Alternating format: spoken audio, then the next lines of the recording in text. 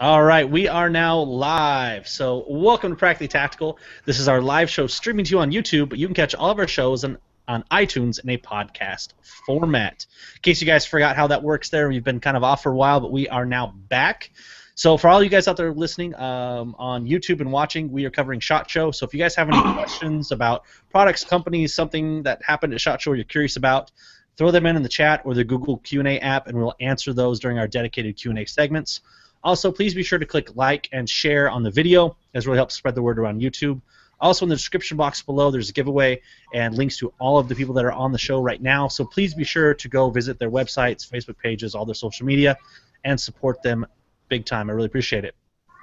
So we're going to start here in just a second. I do have a couple announcements to do. Practically Tactical is now back on schedule every Wednesday night. So the time you're watching right now, we're going to be doing a show every single Wednesday night, 8 p.m. Central Standard Time. We're back on schedule. We're back to being regular. So same bat time, same bat channel every single Wednesday night. Also, the giveaway below, go to that. There's pictures and all the links you need there. I think literally almost all these guys that you see on the show here have signed it. If not, guys and girls, excuse me, have signed it, and then there's also going to be another one giving away. If they're not on this one, they're on the other one as well. And also a big shout out to the listener Arturo. Thank you for hanging out with me at SHOT Show and giving me rides back and forth everywhere, and I really appreciate that. And only one more announcement. So for all those out there, because somebody emailed me about it, MDFI is traveling to North Carolina at Solo and doing a class this February 21st. So for you guys out there, there's a link in the show notes. Or it's not there yet. I'll put it down there below here shortly. February 21st, you guys are doing a handgun cover and movement when things go bad class. So please be sure to check that out. Go to trainmdfi.com and look for upcoming events, and you can see that right there. So that's all the pre-podcast announcements. Let's go ahead and start the show. Welcome to Practically Tactical, episode 58, brought to you by the Firearms Radio Network. The Practically Tactical show is a slightly more practical approach to the firearms lifestyle. The show features a roundtable discussion about guns, gear, and shooting with some of the best firearms instructors and figures in the firearms industry. For more information on the show, links to our guest guns and gear we discuss, please visit practacpodcast.com/058. On this episode, we have an operator overload panel going on tonight. It's going to be absolutely epic and of epic proportions. So let's go ahead and introduce everybody here. We'll go on my screen. We'll go from left to right. So we have Mr. A.A. Ron himself from Solo Defense. How's it going, man? It was awesome to finally meet you out at SHOT Show. Absolutely, man. It was fun. Doing good, man. Glad to be on. Appreciate you having me, man. Yeah, and I'm sorry to hear that you and Jay didn't work out. I know that. You know, it was just one of those things that was going to cause more trouble than it was worth. And your wife probably wouldn't have liked that. Well, I mean, we talked about it on the way home, and she actually did not like that. Yeah. Yeah, monogamy is a cruel rule, but it's a rule. You know, so I hated to hurt his feelings, but it was flattering nonetheless. Yeah. For all of you who don't know what I'm talking about, go check out Argo J on Instagram, and he proposed to Mr. A.A. Ron at the Danger Zone party. And speaking of Danger Zone party, which I want to talk about real quick here, we have Trek from MDFI here, and Trek's Trek. I hope you guys are familiar with it for those that listen on the show. Danger Zone party, we raised just at the party, what, $25,000 for the Brian Terry Foundation? Just about, yes. That is awesome. That is awesome. Excellent party. And again, thank you to ATEI. We had Dark Angel Medical, and I'm missing one more. American Defense Manufacturing. There we go. Yes. So, Trek, how you doing, man? You recovered? I did not get the shot Shabola, so I'm feeling pretty good. Ah, good. So there's two of us that haven't got it. So, and I'll tell you what, I'm going to give the keys to success here later. But we'll move on to another individual that I got to meet for the first time, and an awesome dude. We have Glenn from Immediate Action Concepts. How's it going? It's going well. Thanks for having me. No problem at all. So how was that your first SHOT Show? It was, and it was awesome. I got to meet a lot of great folks, yourself included. Got to go to some great events, including Trek's party, and it was just an outstanding time. Awesome. And then we got the other half of the rambunctious boys, as I called them on Facebook. We have Mr. Keith from MDFI. How's it going, man? It was awesome meeting you at SHOT Show. Good. Yeah, it's going real good. It was good meeting you too, man. It was a lot of fun. And for those who are curious, he actually looks more beautiful in person than on the internet. So. And then another individual I finally got to meet for the first time as well, who's been on the show many times, mostly regretfully. We have Nick from Weaponcraft. How's it going, man? It's going very well. Thank you for having me, brother. No problem. And then last but not least, we have Tatiana Whitlock, who I've actually met before, but it was so awesome to meet again. Thank you for coming back on. Good luck tonight. These guys are terrible. I know most of them, so it's okay. I'm not.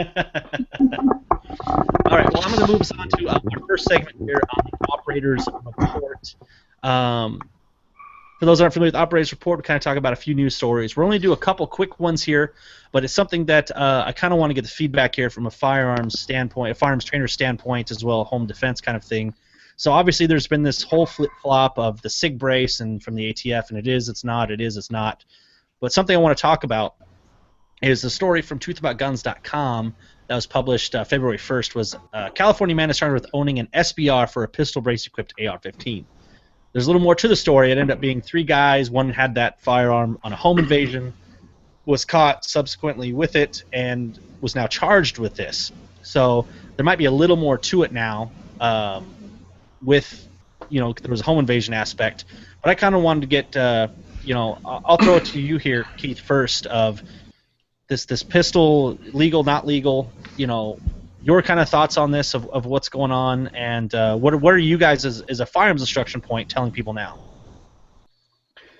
Well, I don't know why you got to pick on me first. It's typical ATF stuff. I mean, flipping back and forth. What it comes down to is loss in revenue. Everybody going around the tax stamp. I don't agree with it. I don't agree with the ATF as a whole. As far as the training aspect goes, it's pretty much the same thing as everybody else out there. If you bring it to class, you better be strapping it onto your forearm and using it the way it's intended. I mean, that's about the nuts and bolts of it, And it's California. I mean, there you go. Yeah. That too. I was curious. Have any of you guys had previous to this, when it was legal and not redesigned? Did you guys have any students show up with these to classes, any rifle classes or pistol classes? Oh, yeah. Oh, yeah. Yeah, Absolutely. we had quite a few in our home defense and carbine. Okay.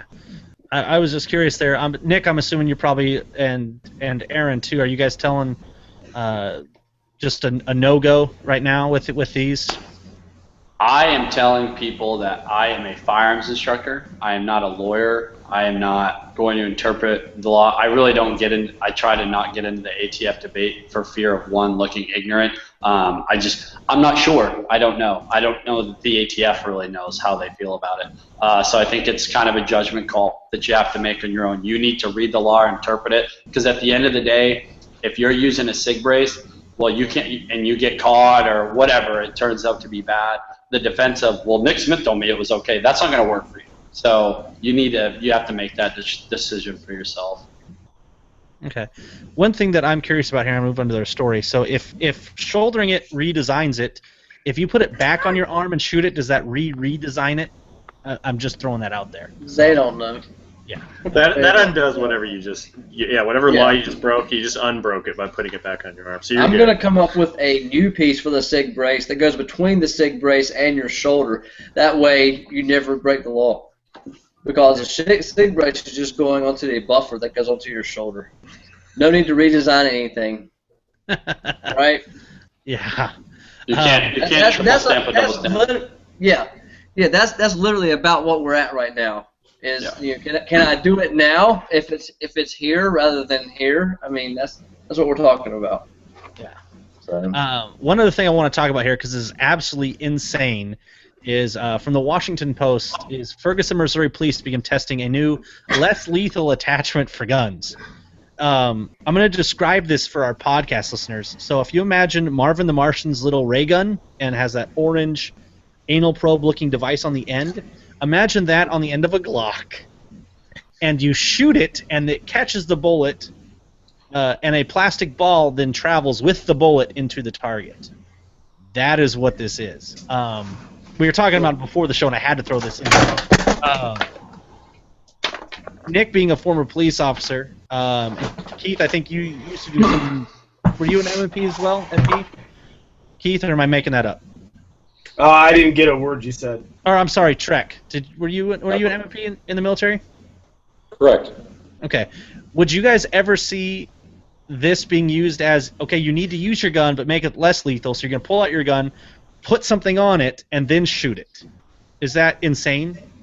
This is going to get good people killed, is what this is going to do. Yeah, absolutely. The whole thing too. I mean, even with like non-lethal shotguns, you know, the best practice for non-lethal shotguns usually is you paint them babies like orange. You know, there's no way to it's clear it's a big giant orange shotgun. The only thing that goes in it is non-lethal rounds. But yeah, I mean, for the first guy who, in the heat of it, goes to throw this crazy ball on the end of his gun and then touches off a Glock 19 into someone's face, and it's like, well, it's non-lethal. Yeah, it's a nightmare. It's just absolutely insane. Yeah. The list of problems with it are immense. From my standpoint, a lot of the mothers and women that I work with, being new to having firearms in their world, it gives a false sense of security. It gives them kind of that get-out-of-jail-free card. Well, I can have the gun in the house, and I can have that first round because it's only the first round that's going to be influenced by this ridiculous little clown nose at the end of the attachment piece, right? You know, it takes that away, but it also makes the gun look more like a toy. So for me, it'd be completely inappropriate to have that in my home or holstered ever. I don't even know if you could holster that thing. But what does it do? It gives you one round to do what with? Piss them off? Yeah, I don't know. It's now obviously, Keith, I know you were a police officer. Can you? Corrections oh my goodness, officer. Corrections officer. Sorry, I was distracted by the Bigfoot that just joined the back of the screen back there. I mean, less lethal options. I'm assuming you were probably familiar with those in the corrections. I'm assuming you guys utilize that. Would something like this ever be an option?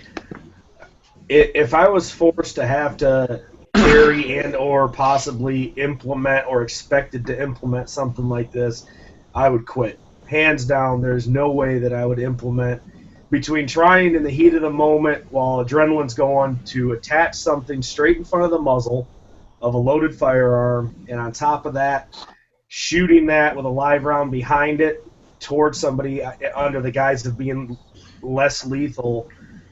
No way. No way would I ever even consider using that thing. Okay, I thought so. I think Trek hit it on the head. This is going to get good people killed, because if you're relying on that to be less lethal and it's a lethal situation, not good. But I'm going to move us on to our main segment here. 2015 SHOT Show. These guys. Huh? No, I was just going to say the biggest thing with that is, as Nick pointed out, there's so many great technologies. These guys are their bat belts are already equipped with so many less lethals. To just add one more ridiculously designed thing to a lethal weapon is just going to get really good people killed. I hope they quickly find out and get rid of that program. Yes, and I just want to warn you there, Trek. You do have an individual temple indexing a martini behind you, so yeah, be careful. But let's go ahead and move on to our main segment here about this little thing called the 2015 SHOT Show. Now, I noticed a couple themes of this year's SHOT Show, and I want to run it by you guys, see if you guys know of any more or if you have any feedback on these. Number one was the rise of ambi everything. Everything you can imagine was ambi. We have charging handles, we have lowers, we have uppers, we have ambi safe racking things that I saw a booth of there. Is there anything that wasn't ambidextrous at SHOT Show?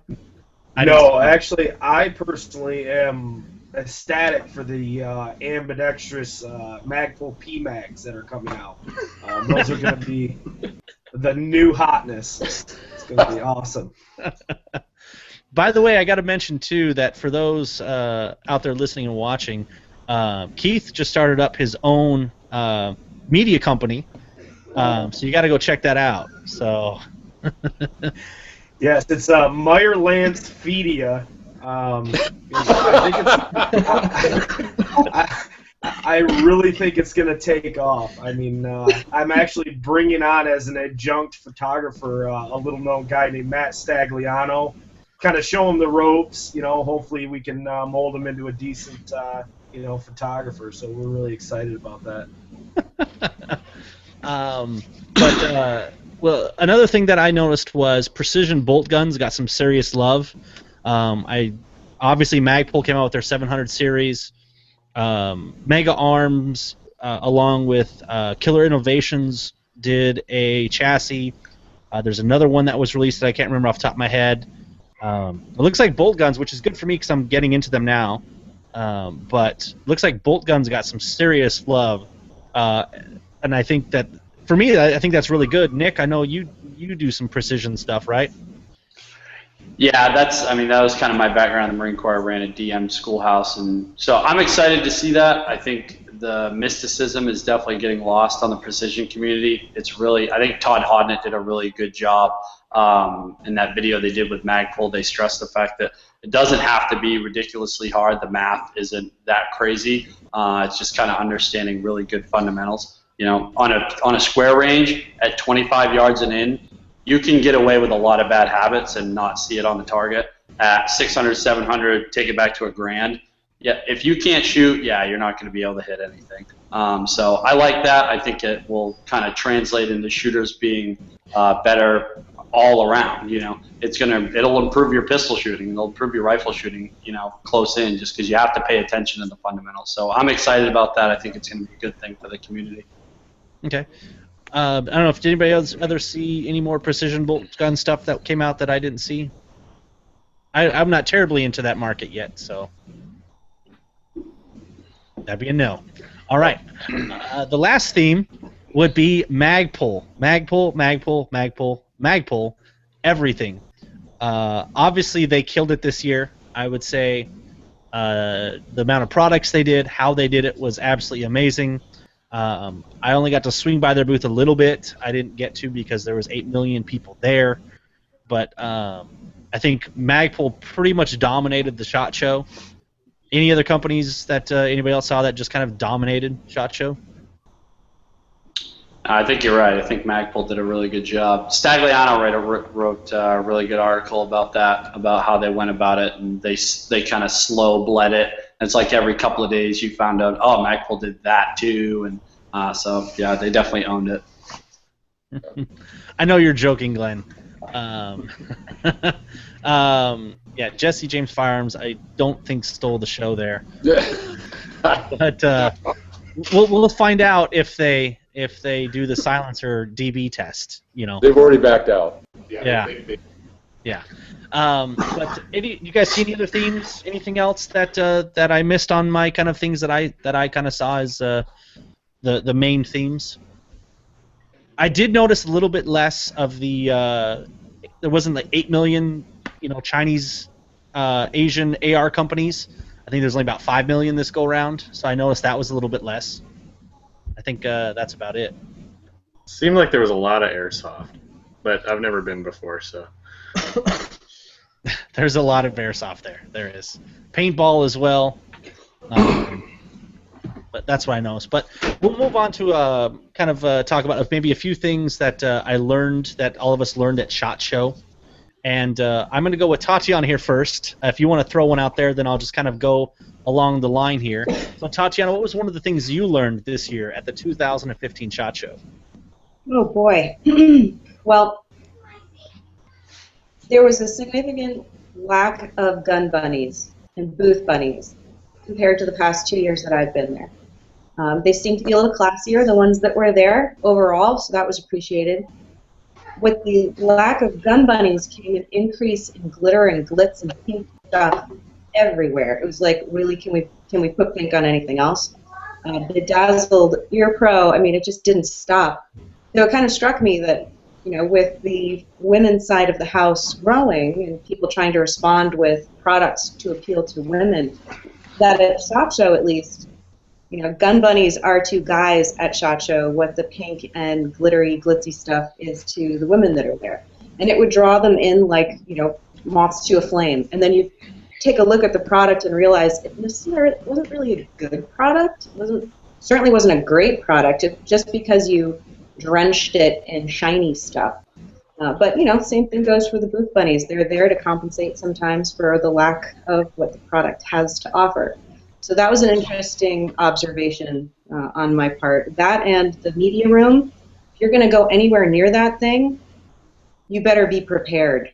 Your stranger danger, super spidey senses have to be a little tamed down because, man, they will pounce on you from nowhere. And, don't hurt them, the random blogger with the camera who's suddenly wanting to talk to you. But be prepared because they're vicious. You've entered their domain.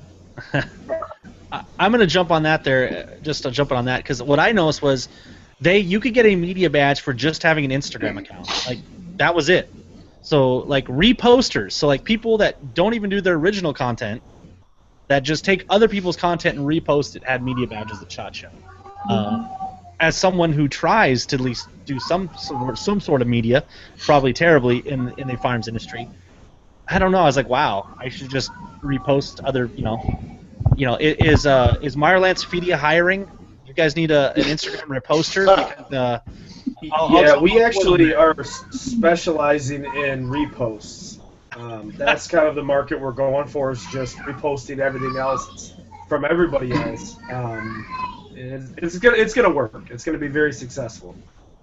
Let's go ahead and move on here to Nick Smith here. So, Nick, what was one or two things that you learned at this year's SHOT Show? I think the biggest thing that I took away this year is that I think the gun industry for the first year in 2014 embraced the fact that media, image, style, all those things matter. And we don't get to pretend that they don't. We're in an industry no different than really anything else. For the big sort of like traditional gun companies, I'm just going to throw Colt out there. That are kind of like, well, we're Colt. We just make Colts, and that's what we do. But when you have companies coming out like War Sport, Nemo Arms, SI Defense, where they're making a killer product, and the promo ads are great for them. The lines of the rifles are good. They're putting a cool Cerakote on them. It's like, for me, like, I think that's all positive things. Like, I don't see the reason why we have to have this like cookie cutter, like this, even the videos, like some of the instructional videos in the past year, it's like, was this made in like 1989 with all the technology we have and stuff? Like, we can put out a good, cool product. So it was cool to see companies sort of embrace that. You've seen companies like Silencer Co., Daniel Defense, like they focused on media and putting out a really nice product. And so I thought that was really cool, and that's kind of what I learned this year, was that people are paying attention to that.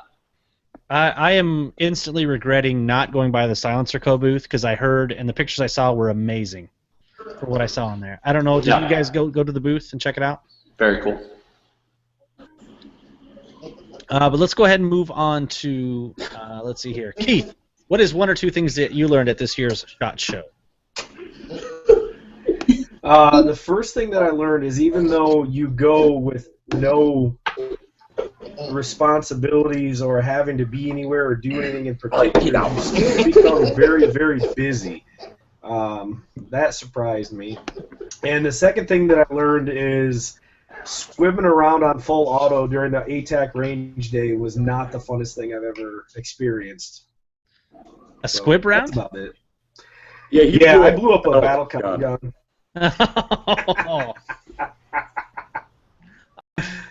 During a full auto run? Yeah.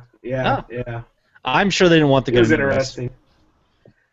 But I got felt up by Mike Lamb, so that was cool. So it wasn't without its benefits.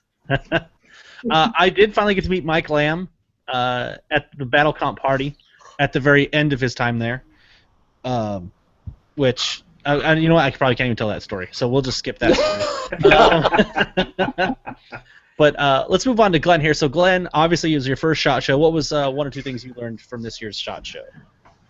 Just how huge it is. Also, probably since I was mostly just there to network and meet people, next year I'll try and have a better plan to link up with folks. I didn't really miss anybody this year, but I think next year there's gonna be a lot more people I want to meet. So that's pretty big. As far as seeing the gear, kind of like I was telling you before the show, I'm not really a gear guy, partly because I'm in the military and we shoot what we shoot, and I'm more interested in what we do with it than the gear. So I don't get too excited about stuff until it's fully vetted and kind of been looked at by people who have the time to really run it through its paces, which picking something up at a SHOT Show doesn't tell me a lot about its durability or sustainability. So, but yeah, just maybe plan my route a little bit and make sure to link up, have a plan to link up, have contacts for everybody, and try not to get sick next year. I got a little bit sick when I got back this year. So. I'm going to propose a solution to that here at the end. But Trek, sir, what was a couple things you learned at this year's SHOT Show? I didn't have that much time at the show this year to actually do the typical SHOT Show walk around and get to see everything. I was running, doing some last-minute planning for the Ryan Terry silent auction and the Danger Zone 3 party. What I didn't have to learn this year is something that I've always known, and that this industry is full of incredible people that are very generous.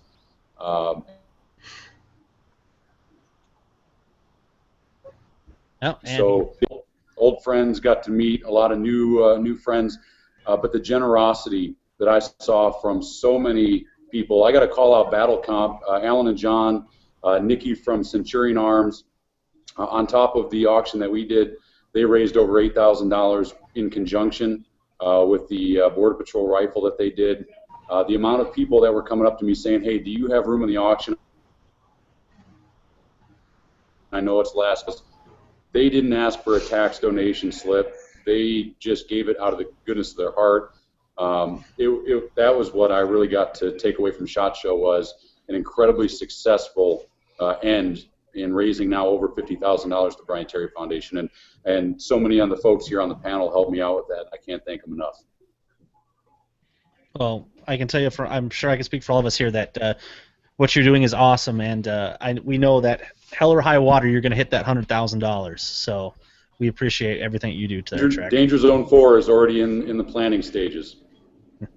I'm looking forward to it. And holy cow, what booze did you put on the gummy bears? Because wow, I had like 3 of those and regretted it. Or maybe they tasted like regret. It actually wasn't booze. Oh, what was it? Do I want to know, or just okay? We'll move on. No. That's what chloroform tastes like. Bingo. So, Mr. Aaron, this was your first SHOT Show or second? Second SHOT Show. Second SHOT Show. So, what were a couple things that you learned this year? It always takes longer to get where you're going than you think.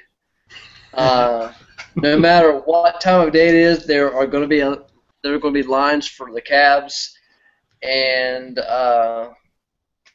people that you respect in the industry are actually nicer in person than after talking to them. It's been so great to actually link up with people that I've done business with, either on, through social media or via the phone. This year.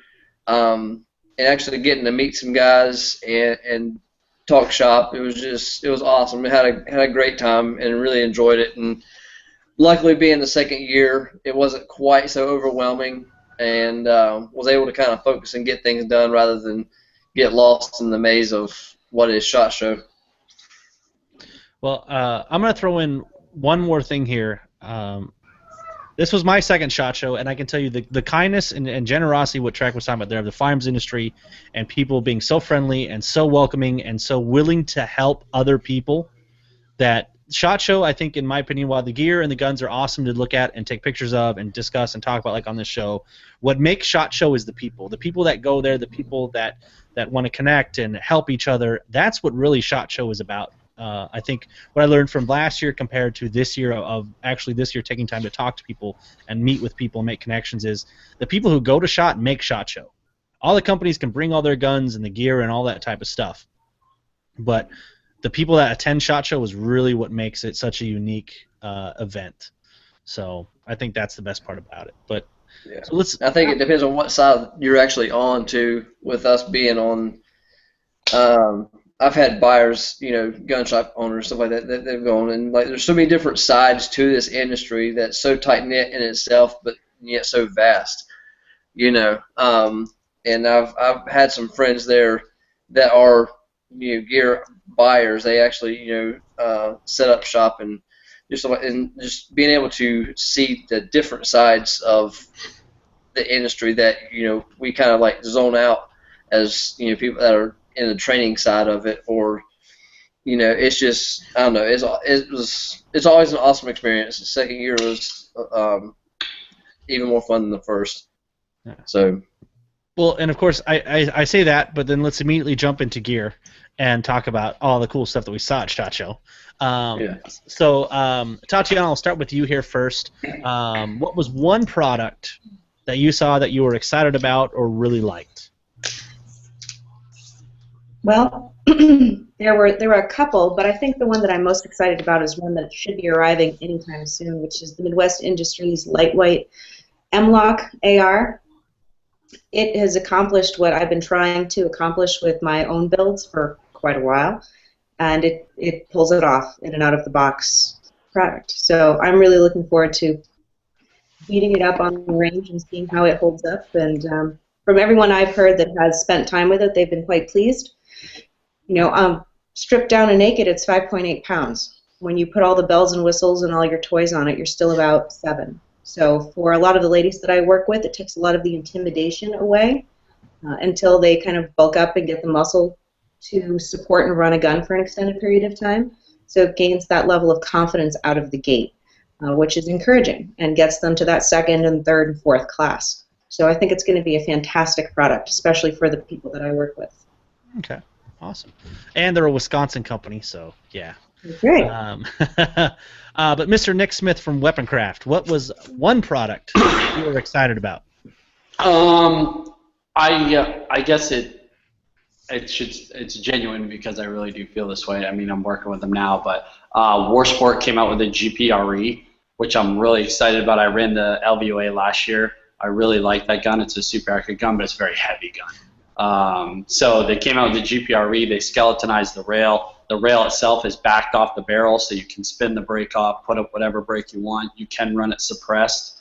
It's coming stock with an SSAE trigger, which is what I run it on my gun, so that's great. Usually that's something I have to kind of throw in afterwards as a byproduct.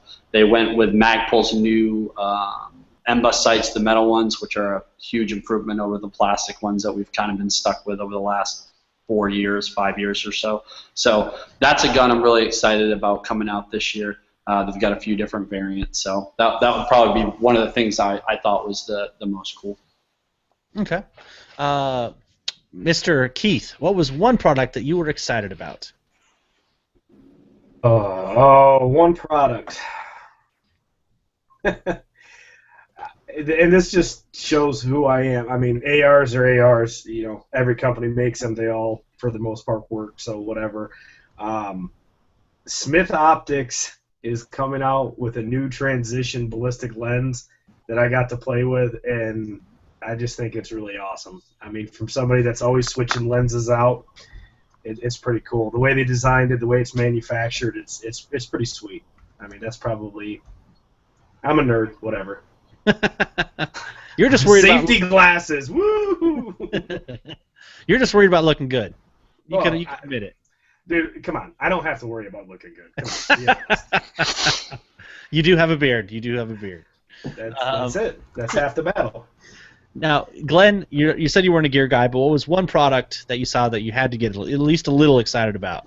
You know, I actually didn't get my hands on it, but that new site from Loophole I think is really interesting from the perspective of arming and training guys who carry rifles into battle. The idea that we can stop putting sights on top of sights is kind of interesting, and if it works, it gives you some good quick options without having to flip a lever or switch to a different, plane of vision. So I think that's pretty cool. I'd like to get some time behind it and see how well it actually shakes out, and then also beat one up and see how durable it is.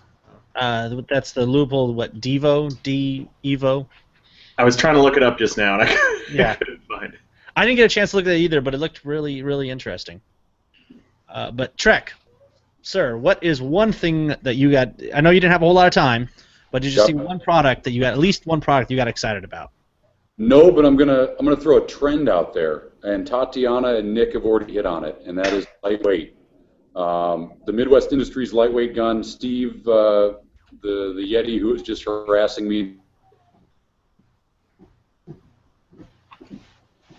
here. War sport rifles they're amazing, and one day I'm going to steal one of Nick's rifles. He just doesn't know it yet. But well, I'm glad you gave me that heads up. The thing that I absolutely love is what we're starting to see when the war, just pick a war, when they first kicked off. And Glenn, kudos to what you're doing right now. Thank you. But we're over there. We look like turtles. And Nick can back me up. Rigs. We've got 2 magazines deep on the chest. You can't even go prone because you're rolling around like a wheel. That's not where we're at as the normal Joes anymore. We've got to start thinking about our guns, the guns that we carry, the gear that we carry for personal defense. And I'm liking that we used to see, Keith and I used to see so many people show up to classes, and if they had to transition their rifle to a single hand they had so much crap on there that they couldn't even hold it up again, the support arm. I'm liking to see the trend is quality gear, lightweight, thinking about the responsible citizen and what they're really going to have. So a good lightweight carbine with a high output white light, great optics that are becoming smaller and smaller but built like tanks. That's the trend that I'm happy to see instead of everybody walking around. That's especially from a trainer who trains mostly civilians. I love it. I like the trend where it's headed, and I hope it stays on the path. Okay. Mr. Ron, what is one product that you have to be excited about? Honestly, and I'm not even an AK guy, but getting to go up close and mess with the Magpul furniture that they've come out with the AK. We talked a lot about Magpul earlier. But just let me do my thing, Glenn. Jeez. But going to that booth and being able to see them branching out was awesome. And obviously, the guys we're working with over at Agency Arms, getting to go out and do a range day with those guys and shoot a few other models that I've got a 19 and a 17, absolutely love them. But being able to pick up their 34 and run some rounds through it, it was pretty awesome. So I've got more than one thing that I was excited about SHOT Show. I'm going to jump to mine here, and then we have a bunch of questions that we're going to have to jump to here, and then we're going to go to our last segment here and wrap it up. But something I want to talk about, which is actually from a fellow firearms instructor that saw a problem and did something, is Paul from the Safety Solutions Academy. Is basically coming out with a new extension for those that carry Smith & Wesson shields. It comes with a flush magazine that comes with a extended magazine that has a plastic sleeve that goes on it. Well, from carrying one of those, I can tell you that sleeve slides and moves. So he actually developed a new magazine base plate that does not have any movable parts to replace the whole base plate and sleeve on your extended magazine for the shield. It's called the Plan B magazine extension. It's full aluminum. It's 2 pieces that when connected, nothing can slide or move around or do anything. And it's an awesome solution to an actual problem on a gun. And for those out there that have the Smith & Wesson shield, you know that plastic polymer thing will slide around. I had it in my pocket, and that just having it in your pocket will make it slide around, and it can cause, if you try to run it home, it the thing can screw it all up. So amazing, again, guy that just saw a problem that's in the firearms industry and did it. And I think that's something that I think I'd maybe like to see more of. If there's people out there that that see a problem, just go ahead and go for it, do it. Risk it and put it forward. So, but that was an awesome product that I saw that I want myself, and that's the Plan B magazine extension from Safety Solutions Academy for the Smith & Wesson Shield. And for guys that are listening to this or watching it, when we put the show notes up, all links to all the products we talk about, I'll put links in the show notes. So I'm going to move us to some live Q&A stuff here because we have a bunch of people that put in a whole ton of comments here. I actually have to refresh the screen because there's so many. And we'll start at the bottom here. And I'm just going to throw it out to you guys and then hop on there. Mr. Sam Cummins is watching the show, and he'd just like to let us know that he's listening to the show while he's in the shower. Just saying. Of course he is. We all know Sam Cummins doesn't shower, so he's full of it. We do have a question, though, from Aaron Hammond. So he wants to know, were there any breakout products released at SHOT Show from everything he's seen that really hasn't anything that's been super exciting or groundbreaking? And I'm just going to throw it out open floor there. Is there anything that you guys saw that's, breakout kind of redesign or changes of the game? The one thing that I saw that was actually pretty cool was at the ATAC range day before I blew up the battle comp gun. I actually got to shoot Robar's new Palomar AR-15, and that was pretty legit. I mean, under 5 pounds, ran like a champion. I talked to Freddie Blish. He said they have one gun that's got over 45,000 rounds on it, no cleaning, no lubrication. That was probably the most unique thing, that if anybody can make a Palomar AR, it would be Robar. Okay. Anybody else see anything? I think SI Defense came out and did some really cool things from sort of the long gun side of the house. Their new Ambi 308, they partnered up with Proof Research, so they're OAM in a Proof Research barrel in their 308, which for those of you that know anything about Proof Research, it's a barrel stock wrapped in carbon fiber.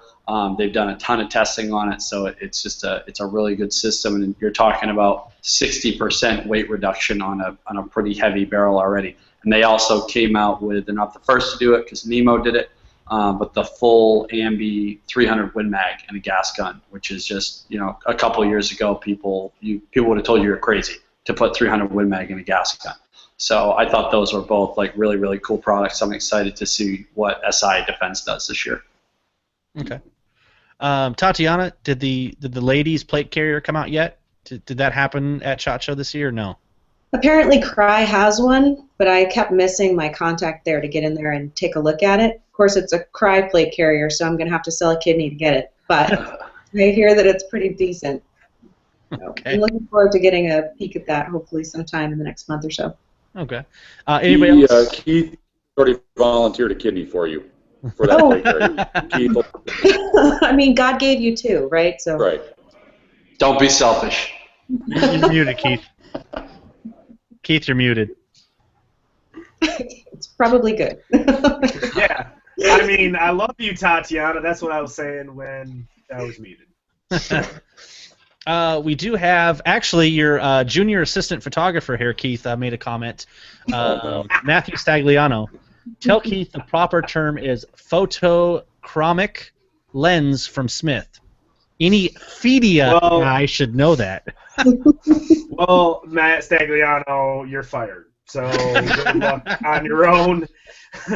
And it was nice working with you. Meyer Lance Fedia is a one-man show now. All right. Yep. Here's a really good one from Ben Harris. What was the most innovative or important products that you guys saw in regards to self-defense at SHOT Show, aside from the Taurus curve and the hydro-dipped high points, of course? Anybody see any self-defense stuff or anything kind of in those lines that was changing the game or anything exciting? I think there's an interesting trend that's slowly starting to become mainstream, and it's something that, unfortunately or fortunately, the women's side of the house has had to master, that the guys are starting to have to embrace, and that's the look of not looking tactical. So there were a couple, I met with the guys from Tad Gear, and they were all obviously wearing all of their own designs and pants and whatnot. And without getting too creepy and weird about it, were showing me the construction of their pants. And I know, it was like, okay, this could get awkward, but the way they were constructed and thought out was really brilliant. And the point of it, and the garments and the shirts and I know Trek's freaking out right now, it's Larry. It was fine, it was all okay, but the need and desire for the concealed carrier not to have all of the tells of the knife, and the flashlight and all the clips and all the additional pockets and all of the stuff that you carry on your person all the time, that stuff has to start disappearing. So to see some of the garment companies start solving those problems well was really great to see. Tatiana for president. Just throwing that out there. I'm just saying that I tried to take a look at their pants too, but they were not very well. I would have been a little more creepy. That would have been.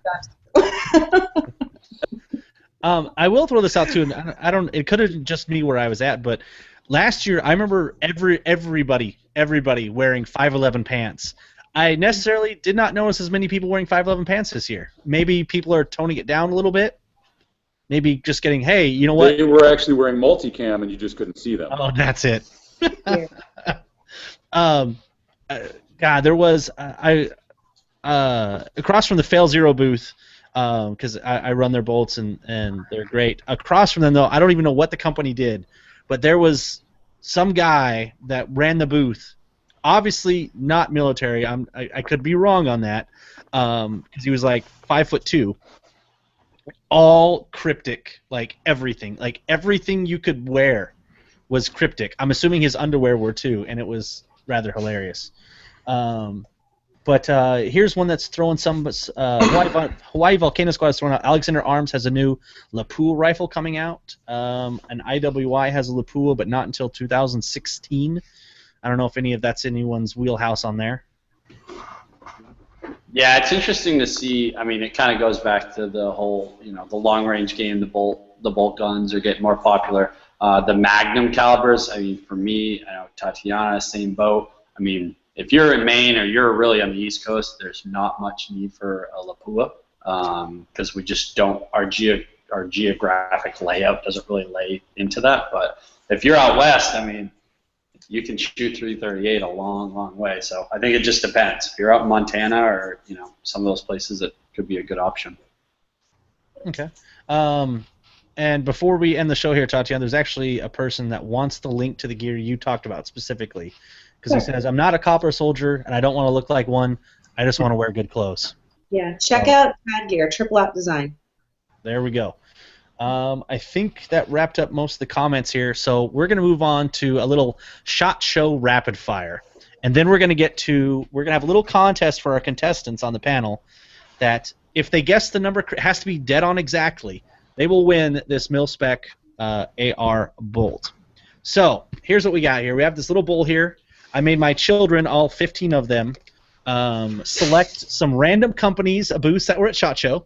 And so what I'm going to do is go left to right here. So on my screen, I'm going to go Aaron, Glenn, and then hopefully Trek will be back. He was somewhere in there. Then okay, we have Aaron. He's back now. So Trek. Then we're going to do Glenn, Keith, Nick, Tatiana. So what I'm going to do here is I'm going to just draw out a company. But here's the catch: is describing their SHOT Show product released or company. You can only use one word, because we got to do this quick. So you can only use one word to describe the company that I'm going to draw. So, Mr. Aaron, we're going to go first here with Winchester Repeating Arms. Continuing.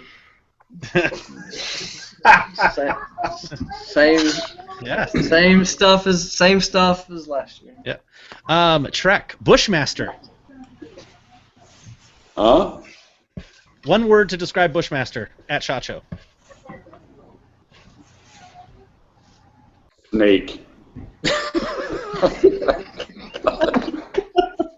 I've got nothing. Glenn, Hornaday Manufacturing Company. Sensual. Wow. Somebody had a good time at that booth. Okay. Kimber. Fail. Nick. Oh, God, I love it. Springfield Armory. Pass. That is one word. That is one word. From here on, though, no passing, though. Tatiana, Benchmade Knife Company. Shiny. Ooh, there's a good one. How come she gets a good company? Yeah, this is so rigged. Yeah, Rick, I'm wanna just drawn out of recount. here. Let's see if I have the arm strength to hold. There's 2 bowls. He has 2 bowls. No. Okay. Aaron, Vortex Optics. Nice. That's some nice stuff. Ooh, here's a good one, Trek. I know you're a big fan of this company. Heiser Defense. Ouch. Did you just say ouch? Yeah. Okay. Glenn, Aero Precision. Fast. There we go. Keith, Chiappa Firearms. That sucks. No. No. Just no. Nick, Advanced Armament Corporation. Quiet. Nice. Tatiana, Ohio Ordnance Works. If you're not familiar with them, they redid the bar, and it's like 8 pounds lighter, and it's awesome. We're going to go with okay. All right. Sound like a Aaron, road crew.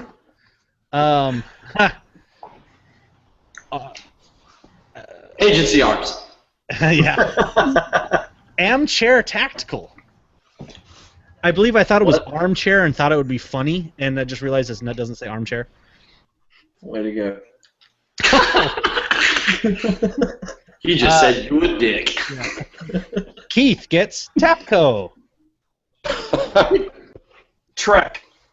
Or Trek, sorry. Trek gets Tapco. No. That was my word. That was my one word. Related to Tadco was Trek. Sorry. Okay, I'll skip Keith when we go back here. So Trek gets Carl Zeiss Optics. Expensive. There you go. Glenn, Sci Firearms. I don't know. Nick, U.S. Optics. American. Tatiana, Condor Outdoor Products. Make it stop. That's 3, but we'll allow it. Oh, of course you will. Of course you will. Double standards. Let's see here. This is Tatiana's lead tactical. Yeah. This might be the most awesome tactical name from there. Aaron, you get Advantage Tactical Sight. Yeah. Speechless. All right. Trek, Taurus International Manufacturing. Curvy. Irv. Glenn, LWRC. Oh, nice. Let's see here. Keith, LZeta. Not Surefire. All right. Nick, Battle Arms Development. Ambi. Good one. Tatiana, Alien Gear Holsters. No, thank you. Aaron, Blazer Ammunition. Pew. Trek gets Streamlight. Nice. Glenn, American Defense Manufacturing. Oh, nice. Gotta change the words, guys. Oh, this one is awesome. Keith gets Jesse James Firearms Unlimited. Douche nozzle. Oh, Nick, you have Keltec CNC Industrial Incorporated. Don't hate on them. Roger that, Trek. That's it. That's my shit. Tatiana, Aimpoint. Yes, please. Let's see here. Aaron. Aaron gets DPMS. Gun. Trek. Ruger Firearms. Go ahead and hate on them. 1022. That's safe. Crimson Trace for Glenn. Parking garage. I get that. Keith, Para USA. Let's see here. Nick, it gets Best Damn Gun LLC. It's the best. I don't know if you saw it. That's the name. That's stupid. Fail. If you name it the best, it sucks. Yeah. Come on. Tatiana, CZ USA.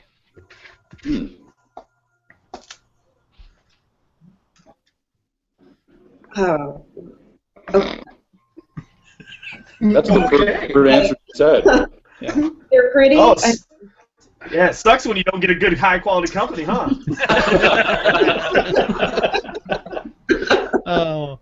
I've only done photo shoots with them. I've never played with them, so. Aaron, K-Bar Knives. Sharp. Keith, Laser Max Incorporated. Yeah. Oh, did I say Keith or Trek there? You said Trek. Keith. You said Keith, but it was supposed to be Trek. Yeah. All right, so Trek, you get NC Star.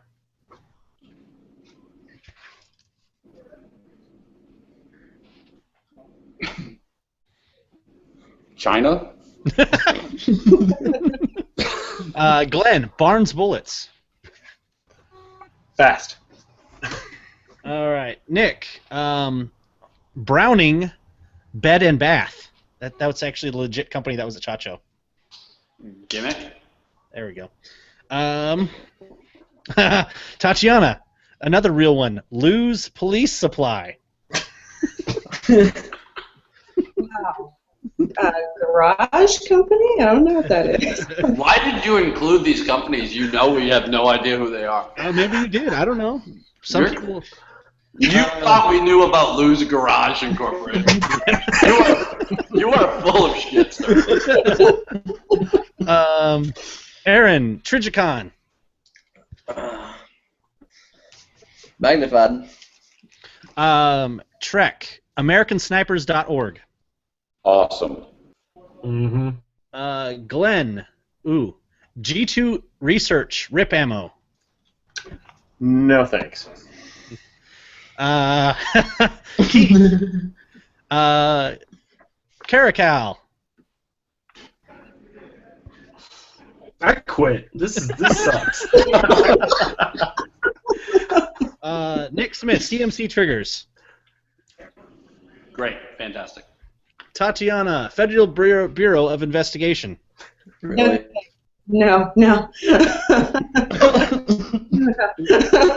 We're almost done. We only got like 10 more. Aaron, you got Browning.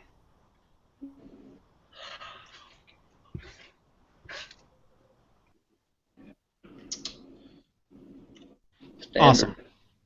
Yeah, Trek. yeah, oh, yeah, awesome. Bond Arms. Derringer. There we go. Glenn, IWI. Unknown. That'll work. Let's see here. Keith gets Gerber.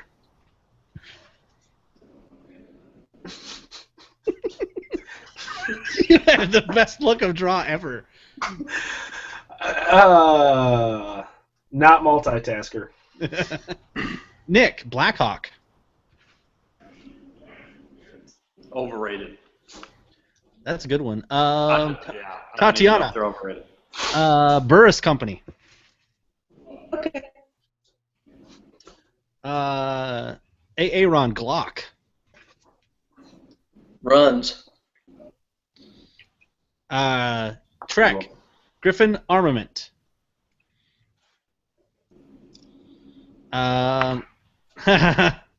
Glenn, Bureau of ATF. I don't know if you stopped by their booth or not. I did not. Oh, okay. I'm gonna go with. I got nothing. You're a government employee. Think smartly.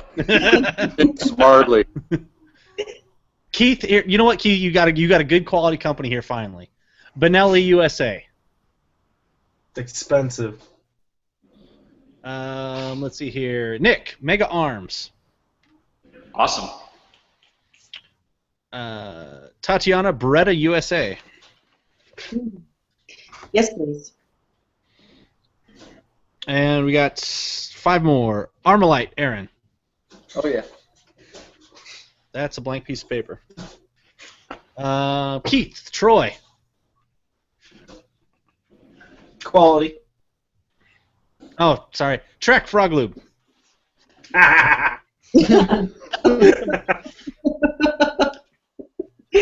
Fire clean. Okay.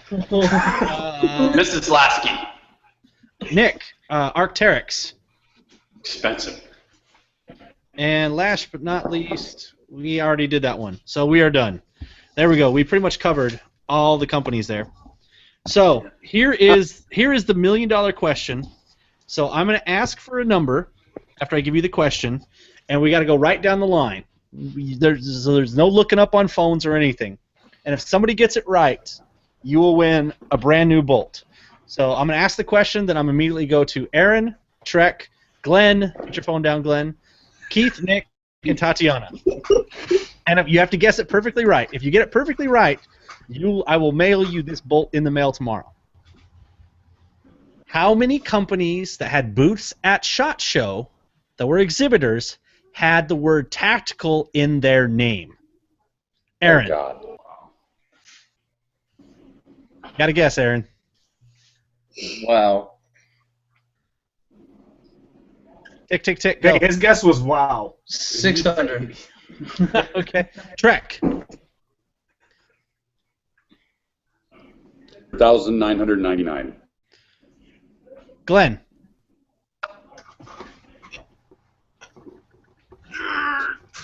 1,575. Keith. 1,216. Really? Nick. 2110. Tatiana. 672. Let me guess. Tatiana won. Woo!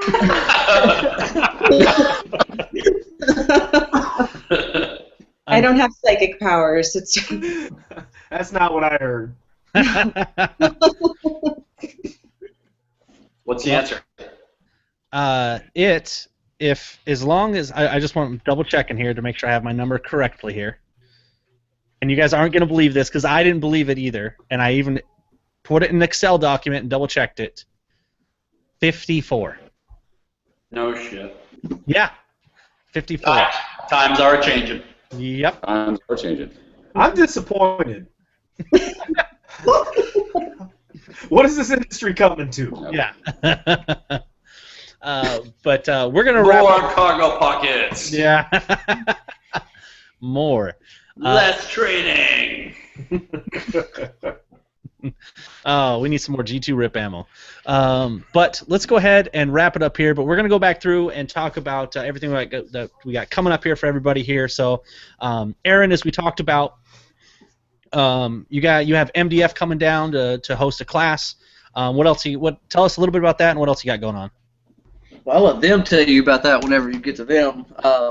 Really tell you about them coming down for the weekend. Have a lot coming up, actually. We have a trauma class this Saturday with some guys down from Neuse River Tactical here in North Carolina. Nick and Aaron Cowan from Sage are both coming down. Well, one's coming down, one's coming up. Right, to North Carolina to do a, what is it, Nick? Handgun? 2-day handgun class? Yep, we can do a handgun class, me and Aaron. Awesome. In April, then May 16th and 17th, we've got Glenn from Immediate Action coming out, and we're going to do a 2-day handgun rifle class. All of that happening alongside our regular scheduled programming that we do here in North Carolina. So we got a lot on the plate this year, and looking forward to it. Awesome. Busy things. So, Trek, are you looking forward to leaving Michigan and going to somewhere where probably it's a little more warmer? Absolutely. Right now we'd have lanes if we were going to teach here. Everything you just said I heard in like 2 seconds. Yes, I'm very much looking forward to it. Okay, that'll work. So what's going on? Obviously, you've now raised almost $50,000 for the Brian Terry Foundation. What's next? I'm very blessed. Brian's mother has insisted that I will be joining Brian for the inauguration of the Brian Terry statue at the station. So I'm going to be down there with the family. Really looking forward to it. I got to see the location when I crossed the finish line, and this is going to be a great moment for not only the Brian Terry Foundation, but for the family as well, and for all of his big green family. So I'm really looking forward to that. That is awesome. Well, again, anything I can do to have you on or talk about that, please, let's do it. So, absolutely. Glenn, what's going on with you, sir? I think you got a class coming up this month sometime. Yeah, I got a one-day handgun class down in Central Oregon. A company called Lethal Lovebirds LLC is hosting me down there for an 8-hour one-day handgun. So that's on the 28th, Saturday. And then looking to get some more stuff on the calendar. I got to look at some range availability. And then the thing with Aaron in May. Also in May, there's the Home with Heroes 5K run and gun going in here in Washington near here. Helped out with that last year, so I'm going to try and get involved because they do a lot of good stuff for veterans. The Home with Heroes does, so working on that as well. Okay. So Keith, what's going on with Meyerlandt's What's planned with that? Well, I'm probably going to go around, take a lot of pictures of classes, do some commercial type stuff, things like that. But, He might teach from time to time. Yeah. Might teach from time to time. I mean, we got the, Aaron hosting us at Solo, North Carolina in a couple weeks, which we're excited to go out there and do a week of handgun training. I've literally been nonstop the last 24 hours, and Trek as well, working on some cool stuff for 2015 that we are going to announce tomorrow, which should get some people excited for some of the stuff we got going on. Just getting ready for the training season. We got a book solid summer almost every weekend, doing our thing. So just gearing up for that. When are you coming to Wisconsin? Just wait. Okay. That is awesome. Nick, what's going on with you in Weaponcraft? Obviously, now you're going to be visiting sweet baby. I can't call him that. Mr. Lovely A.A. Ron with his beautiful Southern accent. What else you guys up to up there? Yeah, we got a lot of stuff going on. We'll be down. We've got our full training schedule up on our website. Stuff we're running up here in Maine. We'll be down in North Carolina in April with Aaron. Me and Aaron Cower are going to run a 2-day handgun class down there. I'm going to be working with War Sport and Salient this year, so we're going to be doing some stuff with them. I think I'm also going to teach a low-light class with Will Petty. We've got that. We're talking about getting that done at some point, and then we'll probably do some stuff.